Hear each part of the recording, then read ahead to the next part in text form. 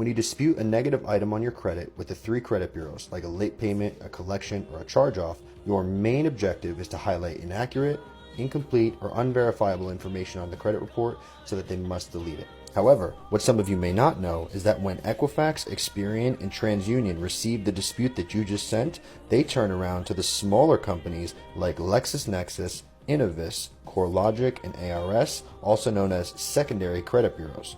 When the big 3 reach out to the smaller 4, they're trying to verify information that you recently disputed in order to keep it on your credit report. The problem is that 98% of the time the information is going to match up, which is why when you disputed in the past, it comes back as verified. Here's what you can do about it.